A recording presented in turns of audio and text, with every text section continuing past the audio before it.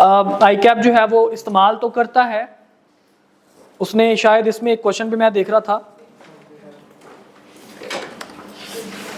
Quid pro क्यो के नाम से एक टर्म उसने यूज की है। बेसिकली ये टर्म यूज हुआ करती थी कंसिडरेशन के हवाले से। कंसिडरेशन का मतलब होता है समथिंग इन समथिंग या इन रिटर्न ऑफ समथिंग। कुछ चीज जिसको कहते हैं ना जनाब एक हाथ दे और एक हाथ ले, उसको हम लोग क्या कहते हैं, क्विड प्रो क्यो। अब इस टर्म का, अब इसी तरह से एक टर्म होती है क्वांटम मैरिट। क्वांटम मैरिट एक टर्म होती है कि जनाब जिस बंदे ने जितना कोई एक्सपेंस कर दिया उसको उतने पैसे दे दो, क्वांटम मैरिट के नाम से। लेकिन अभी और एक जनाब let the buyer B where.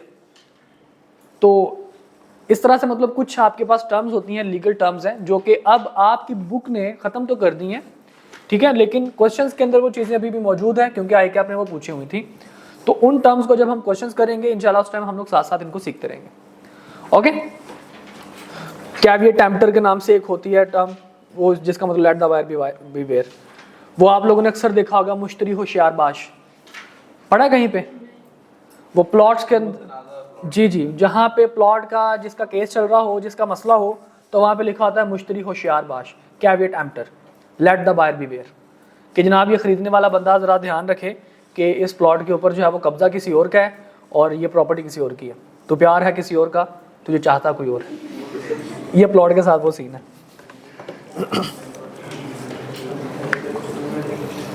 Okay जी, तो चैप्टर नंबर 3 जनाब, इसके एमसीक्यूज हम लोग डिस्कस करने जा रहे हैं।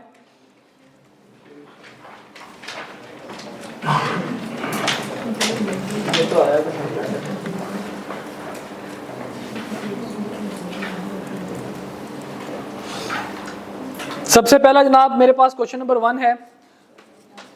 इसके एमसीक्यूज इंशाल्लाह हमारा पूरे का पूरा कॉन्सेप्ट भी रिवाइज कर देंगे। voidable contract is voidable at the option of aggrieved party. Very good. Which of the following statement is true? Void agreement and void contract are one and same. Void agreement creates legal rights and obligation between parties. Void contracts remains valid until they cease to be enforceable. जब तक कि वो इनको enforceability खत्म ना हो जाए तब तक वो valid होते हैं. Any transaction based on void contract will also be void. हाँ जी, तो ट्रांजैक्शन वॉइड नहीं होती, हकीकत में कॉन्ट्रैक्ट ही वॉइड होता है। अच्छा जी, void agreement can be enforced by one of the parties, by aggrieved parties, by none of the parties, by the party entitled to do so, by none of the parties. An agreement to be enforced in the court must have legal enforceability, mutual and free consent between the parties, lawful consideration, all of the above. An agreement is a voidable contract when it is enforceable if certain conditions are fulfilled, enforceable by law at the option of aggrieved party, enforceable by both the parties, G, at the option of aggrieved party. I think ये आपके test में भी आया था और ये पास paper में भी आ चुका है, 2-3 दफा उसने पूछा हुआ है। A contract may be void as originally entered into, may become void subsequent to its formation. क्या बनने के बाद ये void हो सकता है? Yes, हो सकता है। Cannot become void subsequent to its formation under any circumstances. क्या किसी भी सूरत में एक दफा हो गया कॉन्ट्रैक्ट उसके बाद void नहीं हो सकता? May become void at the will of the parties to the contract. जब पार्टी का दिल करे तो उसको void करार दे दें? नहीं, ऐसा नहीं होगा। तो इसका आंसर क्या है जनाब? बीटा ऑप्शन है। An agreement by an idiot is void ab initio. An agreement made with a minor is void ab initio. A person is said to be of sound mind if G is capable of understanding contract and forming rational judgment about it. ठीक है जी, 2 condition हमने बात की थी। Contractual capacity of the person is affected by his age, soundness of mind, law to which he is subject by all of above factors. A person is usually of unsound mind, but occasionally of sound mind. ये किस बंदे की बात कर रहा है? Lunatic की। तो क्या होगा जनाब? He may enter into a contract when he is of sound mind. He may not make a contract even when he is a sound mind. He cannot enter into a contract at all. None of the above. Any lawful act will constitute consideration if it is done at the desire of promisee, voluntarily, desire of promiser, at the desire of third party, promiser. Consideration in order to be legally valid must be adequate, need not to be adequate, must be equal in terms of value, must be equal to promise. Need not to be adequate, adequate होना जरूरी नहीं है. Agreement made on account of natural love and affection without consideration will be valid if it fulfills the following condition: writing, registration, party standing at near relation. Consideration which is moved simultaneously with the promise is known as present consideration. ठीक है जी, at the same time जब दोनों को कोई ना कोई चीज मिल रही हो. Which of the following statement is true? Consideration must always be given by the promisee. Consideration must be given by third party on behalf of promisee. Consideration must be given by the agent of promisee. Consideration may be given by promisee or any other person on his behalf. Any, may be. Agreement made without consideration is void. Akram makes an agreement for buying raw material from Bilal on 1st January. The raw material is to be supplied by Bilal on 20th January and payment is to be made by Akram on 15th March. What is the legal status of this contract? Future consideration. The contract is not valid as consideration has not been supplied. The contract is valid and the consideration is present consideration. Contract is not valid because past consideration is not recognized by law. This contract is valid and consideration is future consideration. Okay. A promise to compensate wholly or in part a person who has voluntarily done something for the promiser is enforceable. It is necessary that in a valid contract, consideration must be lawful, object must be lawful, both of these must be lawful, any of these, both of these. An agreement is immoral if court regards it immoral. Every contract is made for a lawful object or lawful purpose. The object of a contract is formed on the basis of promises made by the parties. The contract to be legally valid must contain lawful object which includes. Lawful object में कौन सी चीजें आएंगी? Not forbidden by law, not defeating the provisions of any law, not fraudulent, all of the above. इनके तमाम की तमाम situations होनी चाहिए तो फिर आपका जो ऑब्जेक्ट है वो लॉफुल होगा. Mister A in consideration of ₹1 lakh from mister B agrees to publish defamatory material against Mr. T, a famous lawyer, in order to damage his goodwill and reputation. This agreement is void because injury to a person. ठीक है जी, goodwill को hurt कर रहा है तो injury to a person है. Mr. P had advanced money to Mrs. D, a married woman, to enable her to obtain divorce from her husband. Mrs. D agreed that as soon as she gets divorced, she will marry Mr. P. What is the legal status of this agreement? क्या होगा जी? Agreement is valid. Marriage is lawful contract. Agreement is valid. It is made with free consent. Agreement is void. Marriage brokerage agreement and is opposed to public policy. Agreement is void on account of undue influence. अब ये undue influence क्या चीज है? Chapter number 4 में इंशाल्लाह इसको हम लोग डिस्कस करेंगे. ठीक है, तो इसका आंसर क्या बनेगा? चार्ली. अगेंस्ट पब्लिक पॉलिसी जनाब.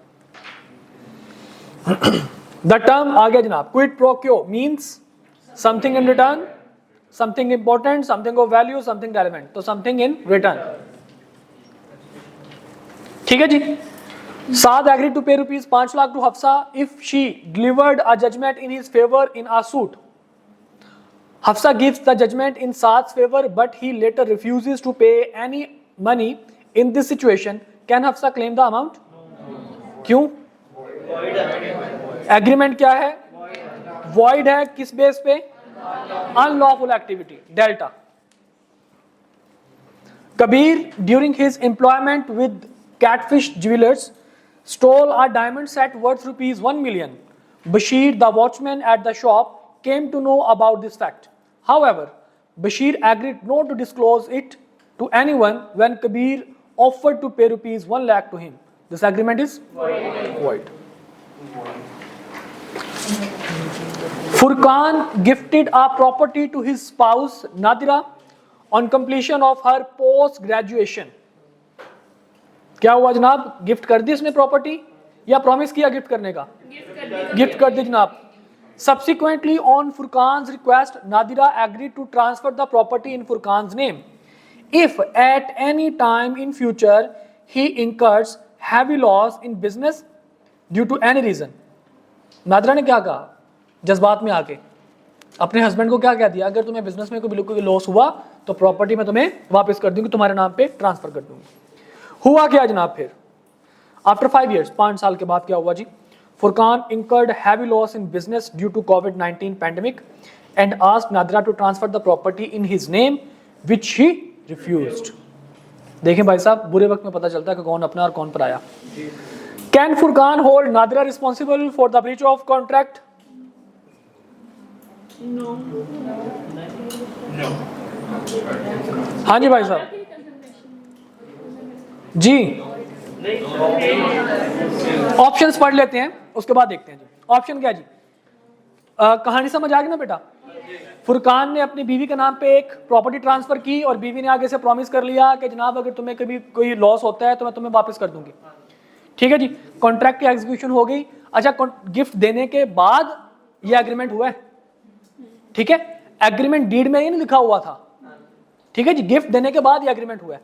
अच्छा, अब यहां पे जनाब बात करते हैं कि जी yes because the agreement was contingent on increasing of heavy loss in business. ये कंटिंजेंट कॉन्ट्रैक्ट जो होते हैं ये क्या होते हैं, इंशाल्लाह ये आपको चैप्टर नंबर 5 के अंदर जाके हम लोग पढ़ाएंगे. ठीक है. Yes because all agreements made verbally are enforceable by law. No because the agreement is void due to lack of consideration. No because the agreement was made by Nadra under undue influence. थोड़ा सा मैं बता देता हूं, contingent contract का मतलब होता है कि आपने कोई किसी इवेंट के, किसी अनसर्टेन फ्यूचर इवेंट के होने या ना होने पे अगर आपका कॉन्ट्रैक्ट डिपेंड कर रहा है. दो चीजें होती हैं, एक होता है वेजरिंग जिसको हम लोग कहते हैं जुआ. वेजरिंग एग्रीमेंट वॉइड एग्रीमेंट होते हैं. एक होता है कंटीजेंट जिसका मतलब होता है कि कॉन्ट्रैक्ट बिल्कुल ठीक है. कोलैटरल टू कॉन्ट्रैक्ट, आपका जो इवेंट है वो कोलैटरल टू कॉन्ट्रैक्ट होता है. मिसाल के तौर पर मैं कहता हूं जी अगर पाकिस्तान अगर जीता तो मैं अपना मोबाइल जो है वो बेच दूंगा 10,000 रुपए के लिए. अब मोबाइल बेचने का कॉन्ट्रैक्ट किसके ऊपर बेस्ड है? पाकिस्तान के जीतने पे बेस्ड है. ठीक है जी. अब कॉन्ट्रैक्ट मेरा दूसरा है कि मैं अपना मोबाइल बेच दूंगा अगर पाकिस्तान जीता. ठीक है जी. अब इवेंट जो है वो कोलैटरल है किसके, यहाँ कॉन्ट्रैक्ट कोलैटरल है किसके, इवेंट के होने या ना होने पे. अगर मैं कहता हूं अगर पाकिस्तान जीता तो मैं आपको 1,000 रुपए दूंगा, अगर पाकिस्तान हारा तो आप मुझे 1,000 रुपए देंगे. ये कॉन्ट्रैक्ट किसका है? ये इवेंट का इटसेल्फ कॉन्ट्रैक्ट है. मतलब इवेंट इससे अलग नहीं है, इवेंट का ही कॉन्ट्रैक्ट है. इसको हम लोग कहते हैं वेजरिंग, जुआ. ठीक है. उससे पहले क्या था कि एग्रीमेंट मैं करूंगा अगर, कब, अगर ये इवेंट अगर होता है तो एग्रीमेंट करूंगा, अदरवाइज मैं एग्रीमेंट नहीं करूंगा. एक चीज है कि जनाब ये इवेंट अगर हुआ तो तुम्हें पैसे मिलेंगे, ना हुआ तो तुम मुझे पैसे देना. तो वेजरिंग के अंदर आप इवेंट इटसेल्फ का कॉन्ट्रैक्ट कर रहे होते हैं. ठीक है. और वो वॉइड एग्रीमेंट होता है. जबकि कोलैटरल के अंदर या कंटीजेंट के अंदर आपका जो कॉन्ट्रैक्ट होता है वो इवेंट के साथ कोलैटरल होता है कि उसके ऊपर वो बेस कर रहा होता है. तो कंटीजेंट कॉन्ट्रैक्ट बिल्कुल ठीक कॉन्ट्रैक्ट्स होते हैं. इंशाल्लाह चैप्टर नंबर 5 में जाके हम लोग इसको डिटेल में डिस्कस करेंगे. वो पूरा का पूरा चैप्टर इसी के ऊपर है. और अनड्यू इन्फ्लुएंस का 2 दफा लफ्ज यहां पे आ गया.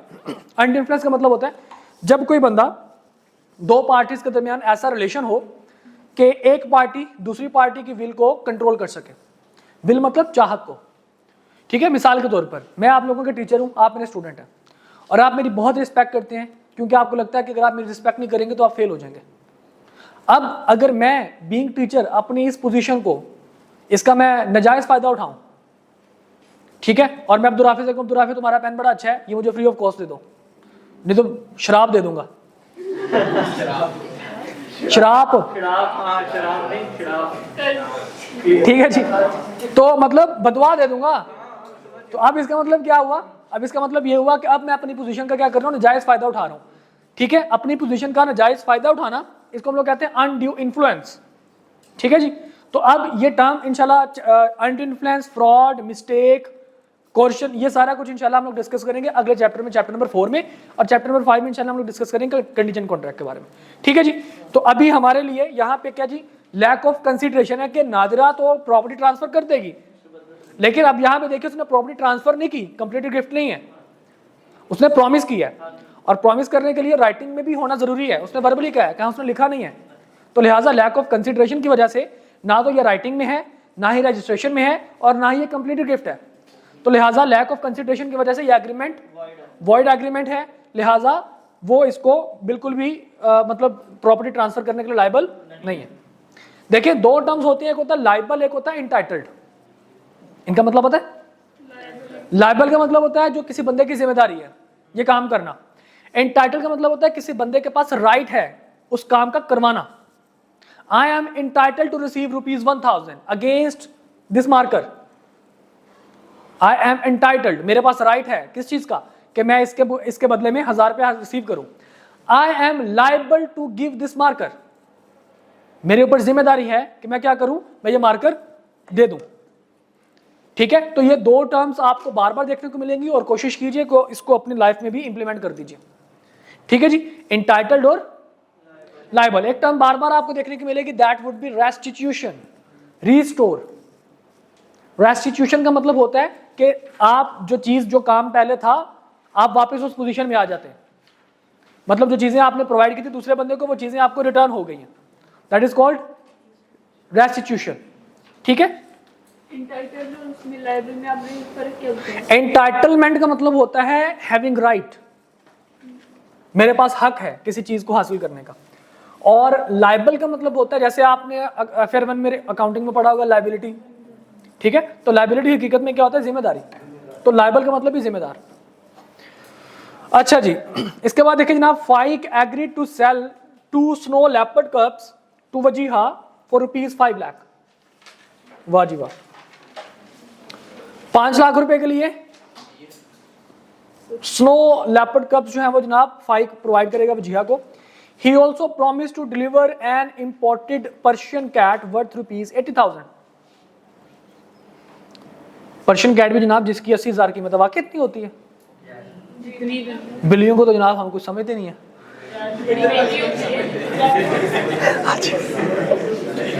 वैसे बिल्लियां किस किस को अच्छी लगती हैं? वाह, सही है भाई। एनीवेज, कहते जनाब, he also promised to deliver an imported Persian cat worth ₹80,000 along with the cubs as complimentary। ले जनाब, 80,000 रुपए की वो बिल्ली थी, उसने कहा जनाब ये कम्प्लीमेंट्री के तौर पर मैं आपको दे दूंगा अगर आप मेरे से 2 स्नो लेपर्ड कब्स परचेज करते हैं। ठीक है। हुआ क्या, on the delivery date Wajiha refuse to take delivery of the cubs on the premise that snow leopards were engaged species and capturing, किधर है, were endangered, ठीक है, endangered species and capturing them was prohibited under local laws. However, she demanded that Fike must deliver the cat as promised and said that she is willing to pay the market price for that cat. Is Fike compelled to deliver the cat? हमने कहा था जनाब अगर एक consideration, अगर आप उसको segregation नहीं कर सकते अमाउंट की, ठीक है, कंसिडरेशन जनाब अगर आपके पास सेग्रीगेट नहीं हो सकती तो सारे का सारा एग्रीमेंट क्या हो जाएगा, वॉइड हो जाएगा। अब यहाँ पे कैट के उसने अलग से पैसे चार्ज नहीं किए थे, उसने कहा था ये कम्प्लीमेंट्री है, तो सेग्रीगेशन पॉसिबल नहीं है। तो जब सेग्रीगेशन पॉसिबल नहीं है तो क्या ये एग्रीमेंट बिल्कुल ठीक होगा? नहीं। तो क्या फाइक जो है वो बिल्ली सेल करने के लिए लायबल होगा? बिल्कुल नहीं होगा। देखते हैं जनाब क्या है जी। Yes, because the contract is voidable at the wajiha's option due to unilateral mistake of law। ये यूनिलेटरल मिस्टेक ऑफ लॉ क्या चीज है, ये आपको आगे वाले चैप्टर यानी कि चैप्टर नंबर 4 के अंदर इंशाल्लाह पता चल जाएगा। Yes, because the legal set of reciprocal promises issued to be executed by Fike। आपने भी एक चीज टर्म पढ़ी थोड़ी देर पहले, प्रेजेंट कंसिडरेशन। क्या थी प्रेजेंट कंसिडरेशन? रेसिप्रोकल प्रॉमिसेस का मतलब होता है कि एक चीज के बदले में दूसरी चीज हासिल कर लेना। ठीक है, उसको हम लोग क्या कहते हैं, रेसिप्रोकल प्रॉमिसेस। ओके, तो यहाँ पे कहते हैं जी रेसिप्रोकल प्रॉमिस क्योंकि हुआ था इस वजह से फाइक जो है वो उस प्रॉमिस को एग्जीक्यूट करने के लिए लायबल है। Is it? कैसा है? नहीं जी। No, because the promise to deliver the cat was dependent on delivery of snow leopard cubs. No, because the agreement is void due to illegal consideration. हाँ जी जी, इसका आंसर है जनाब डेल्टा, क्योंकि एग्रीमेंट ही वॉइड हो चुका है, इलीगल हो चुका है। क्लियर? इसके बाद जनाब, Parvez had a guest house in Abbottabad which he rented to his business partner Kareem at a regular price for 2 days. On the day of leaving Abbottabad, Kareem noticed overdues of last month appearing in the electricity bill of the guest house. He paid the bill to appease Parvez. When Parvez came to know about Kareem's act, he thanked Kareem and verbally promised to pay back the bill amount rupees 55,000. Can Parvez be held liable if he subsequently refused to pay rupees 55,000? Yes. हाँ जी Yes. हो सकता है। जी, voluntary act है। Voluntary act की पास, voluntary act की compensation के लिए अगर आप कोई पैसे देते हैं, प्रॉमिस करते हैं, तो वो आपके पास क्या होगा? वो आपके पास बिल्कुल वैलिड या इन्फोर्सेबल आपके पास कॉन्ट्रैक्ट होगा, उसका राइटिंग में होना जरूरी नहीं है। ठीक है जी? I am sorry. ले जनाब, ये हमारे पास थे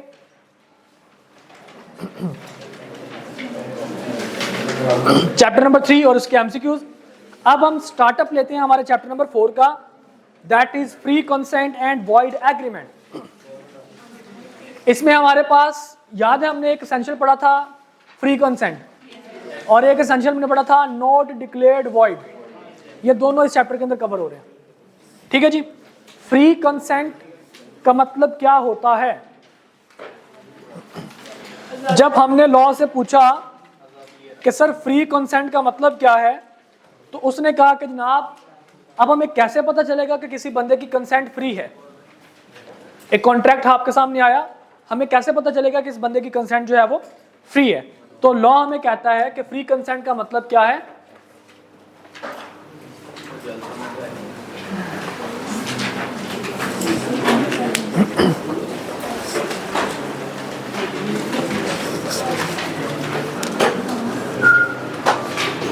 A contract या consent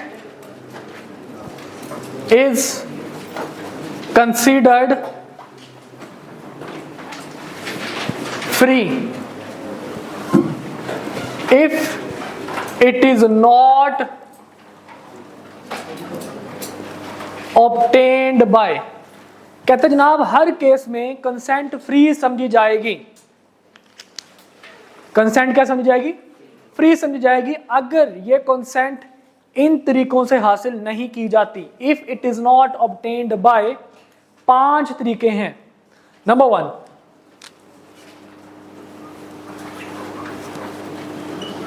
कोर्शन।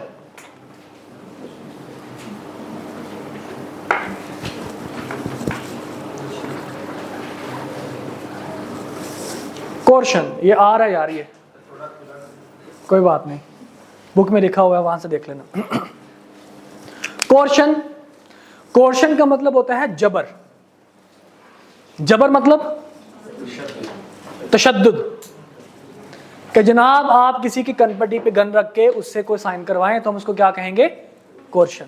किसी को किडनैप करके, किसी को थ्रेट करके, किसी को मार के। जी जी बिल्कुल बिल्कुल बिल्कुल ऐसा ही है। नहीं, मारने का मतलब पीटना, पीटने को वो मार कर बात कर रहे हैं आप। सर बहुत आगे सोचते हैं। किसी को थ्रेट करके। अब थ्रेट का मतलब क्या है? मैंने आपको शायद एक दफा पहले भी बताया था कि पाकिस्तान के कानून के मुताबिक अगर आप सुसाइड कमिट करने का थ्रेट करते हैं, आपने जनाब क्या किया जी? आप कहते हैं जी मैं छत से कूद जाऊंगा, अगर मुझे चीज़ ना मिली तो जनाब मैं खंबे पे बंदा चढ़ जाते हैं अक्सर कि जनाब मैं मर जाऊंगा अगर ये चीज़ ना मुझे मिली तो। अब ये वो थ्रेट कर रहा है कि मैं सुसाइड कमिट कर लूँगा। सुसाइड कमिट करना, उस करने के थ्रेट करना, ये क्राइम है, ये क्वेश्चन में आता है, ये क्राइम है, ठीक है। इसलिए आपने जैसे मैं बताया कि अक्सर जब खंबे से उतारते हैं तो उतारते साथ चपेटे मारना शुरू कर देते हैं। वो क्यों मारते हैं जनाब? इसलिए चपेटे मारते हैं कि जनाब आप क्राइम कर रहे थे और उसके ऊपर बकायदा केस होता है। ये अवाम नहीं मारती, पुलिस वाले मारते हैं। अवाम तो कहती है कि बेचारे को क्यों मार रहे हो, वो ऑलरेडी सताया हुआ है, ना छेड़ो हमें, हम सताए हुए हैं। अच्छा जी, इसी तरह अच्छा अब इसमें इंशाल्लाह जब हम लोग डिटेल में पढ़ेंगे तो इसके पॉइंट्स हम लोग डिस्कस करेंगे। तो किसी अनलॉफुल काम करने का थ्रेट करना या काम कर देना, ठीक है, किसी बंदे की प्रॉपर्टी को नुकसान पहुंचाना या उसको पहुंचाने का थ्रेट करना, या किसी बंदे को अगवा कर लेना, तो ये भी आपके पास क्वेश्चन के जुमरे में आता है, ठीक है जी। इसके बाद सेकंड नंबर पे कहता है जी, if it is not obtained by undue influence,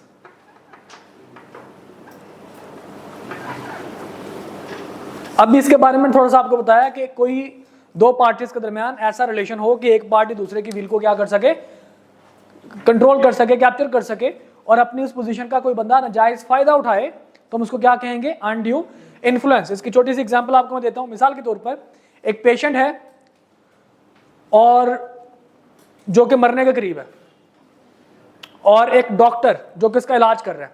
अब डॉक्टर ऐसी पोजीशन में है कि वो पेशेंट से कोई भी अपना नाजायज फायदा हासिल कर सकता है। उसको कह सकता है जनाब इसका ऑपरेशन तो होता लाख रुपए का है, लेकिन मैं इस ऑपरेशन का 10 लाख रुपए चार्ज करूंगा, कह सकता है वो, ठीक है। इसी तरह से एक क्रिमिनल है और एक पुलिस ऑफिसर है। इसी तरह से एक टैक्स चोर है और एक टैक्स ऑफिसर है। इसी तरह से जनाब एक मुल्जिम है और एक जज है। तो इनके दरमियान ऐसा रिलेशन है कि जिसमें हम क्या कह सकते हैं कि जनाब ये बंदा, एक बंदा इस पोजीशन में है कि दूसरे की बिल को वो क्या कर सकता है? कंट्रोल कर सकता है। तो वो अपना नाजायज फायदा उठा सकता है, उठाता है या नहीं वो बात का मसला है। अनड्यू इन्फ्लुएंस हम उसको कहते हैं, जबकि बंदा नाजायज फायदा उठा ले, ठीक है जी। तीसरे नंबर पे जनाब आपके पास आता है फ्रॉड।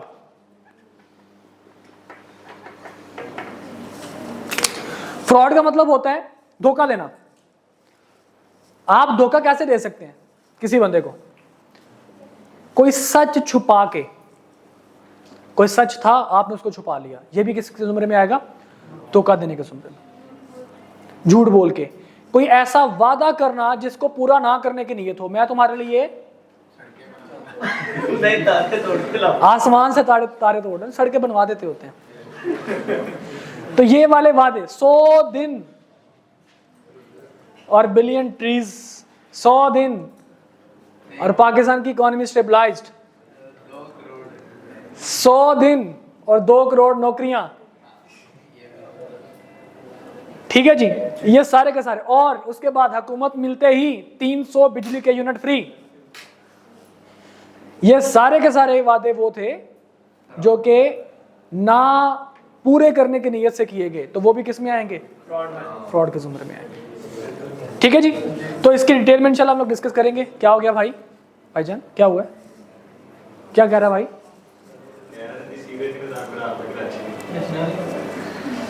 बिल्कुल ऐसे ही है, बिल्कुल ऐसे है सर। चले सियासत पे नहीं आते, बिल्कुल ऐसे ही है। सही कह रहे हैं भाई, थैंक यू बताने के लिए, हमें नहीं था पता। आगे जी, आगे जी। इसके बाद जनाब हम थोड़ा सा आगे चलते हैं। हाँ जी लाहौर आ जाते हैं जी। मिस रिप्रेजेंटेशन, किसी को गलत बयान नहीं करना। सुना ना, लाहौरिया जो है वो गलत रास्ता बता देते हैं। तो मिस रिप्रेजेंटेशन,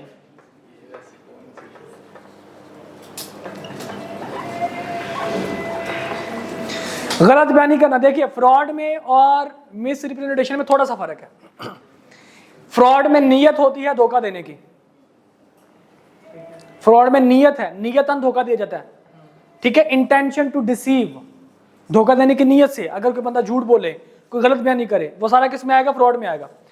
लेकिन अगर धोखा देने की नीयत नहीं है, अनइंटेंशनली अगर आप गलत बयानी करते हैं, आपको भी नहीं पता कि आप गलत बयानी कर रहे हैं। मिसाल के तौर पर लेट्स सपोज मेरे पास एक बाइक है सिटी 70, उसका स्पीडोमीटर खराब है, लेकिन मैं उसको भगाता हूँ बहुत तेज। मैं कहता हूँ जी मेरी जो बाइक है वो 200 किलोमीटर पर आवर की स्पीड से भागती है,